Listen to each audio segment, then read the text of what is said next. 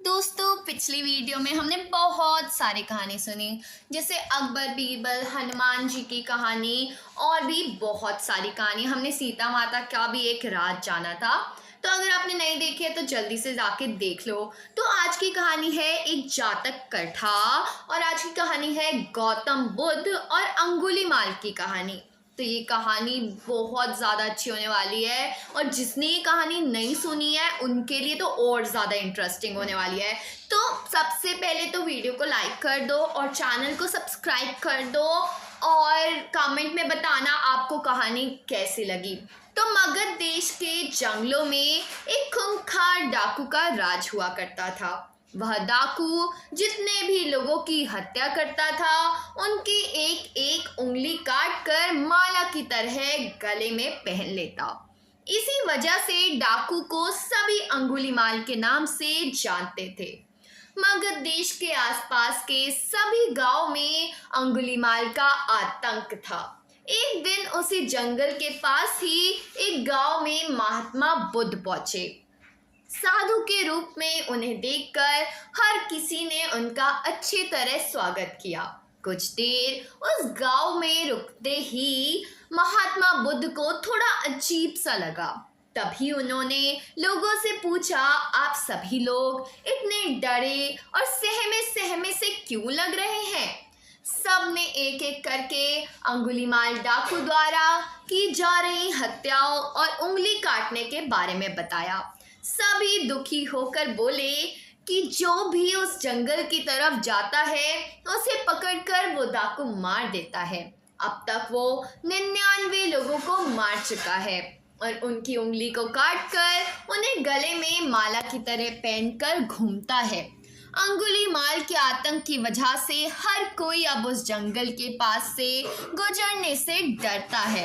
इन सभी बातों को सुनने के बाद भगवान बुद्ध ने उसी जंगल के पास जाने का फैसला किया। जैसे ही भगवान बुद्ध जंगल की ओर जाने लगे तो लोगों ने कहा कि वहां जाना खतरनाक हो सकता है। वो डाकू किसी को नहीं छोड़ता। आप बिना जंगल गए ही हमें किसी तरह से उस डाकू से छुटकारा दिला दीजिए। भगवान बुद्ध सारी बातें सुनने के बाद भी जंगल की ओर बढ़ते रहे। कुछ ही देर में बुद्ध भगवान जंगल पहुंच गए। जंगल में महात्मा के भेष में एक अकेले व्यक्ति को देखकर अंगुलीमाल को बड़ी हैरानी हुई। उसने सोचा कि इस जंगल में लोग आने से पहले कई बार सोचते हैं, आ भी जाते हैं तो अकेले नहीं आते और डरे हुए होते हैं। ये महात्मा जो बिना किसी डर के अकेले ही जंगल में घूम रहा है। अंगुलीमाल में हुआ कि अभी इसे भी खत्म करके उसकी उंगली काट लेता हूँ।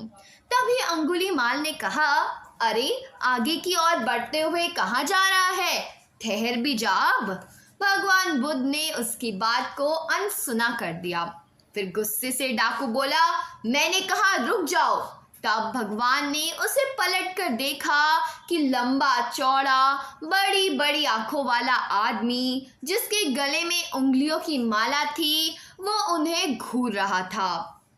उसकी तरफ देखने के बाद बुद्ध दोबारा से चलने लगे। गुस्से से टमटमाते हुए अंगुलीमाल डाकू उनके पीछे अपनी तलवार लेकर दौड़ने लगा। डाकू जितना भी दौड़ता लेकिन उन्हें पकड़ नहीं पाता। दौड़ दौड़ कर वो थक गया। उसने दोबारा कहा, रुक जाओ वरना मैं तुम्हें मार दूंगा और तुम्हारी उंगली काट कर 100 लोगों को मारने की अपनी प्रतिज्ञा पूरी कर लूंगा। भगवान बुद्ध बोले कि तुम अपने आप को बहुत शक्तिशाली समझते हो ना, तो पेड़ से कुछ पत्तियां और टहनियां तोड़कर ले आओ।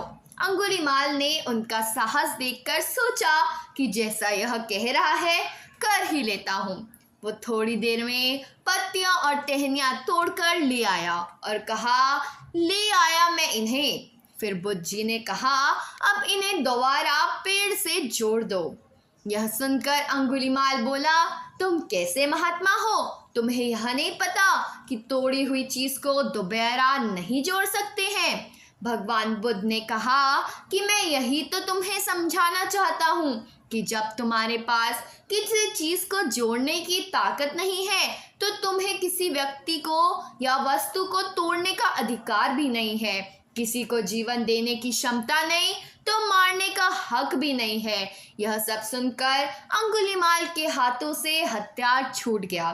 भगवान आगे बोले, तू मुझे रुक जा कह रहा था, मैं तो कब से स्थिर हूँ।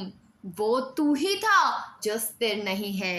अंगुलीमाल बोला, मैं तो एक जगह पर खड़ा हूँ तो कैसे अस्थिर हुआ और आप तब से चल रहे हैं। बुद्ध भगवान बोले, मैं लोगों को क्षमा करके स्थिर हूँ और तू हर किसी के पीछे उसकी हत्या करते हुए भागने की वजह से अस्थिर है। यह सब कुछ सुनकर अंगुलीमाल डाकू की आंखें खुल गई और उसने कहा, आज के बाद से मैं कोई अधर्म वाला कार्य नहीं करूँगा।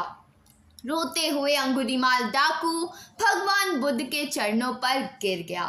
उसी दिन अंगुलीमाल ने बुराई का रास्ता छोड़ा और वो बहुत बड़ा सन्यासी बन गया। तो कहानी से सीख मिलती है, सही मार्गदर्शन मिलने पर व्यक्ति बुराई की राह को छोड़कर अच्छाई को चुन ही लेता है। तो दोस्तों, आज की कहानी यही थी। अगर कहानी पसंद आई हो तो वीडियो को लाइक करो और मैं आपको गारंटी देती हूँ कि अगली कहानी मैं लाने वाली हूँ मोगली के ऊपर और वो कहानी इससे भी बहुत ज़्यादा इंटरेस्टिंग होने वाली है। बट उससे पहले वीडियो को लाइक और चैनल को सब्सक्राइब करना मत भूलना। तो चलो, आज के लिए इतना ही। Bye bye.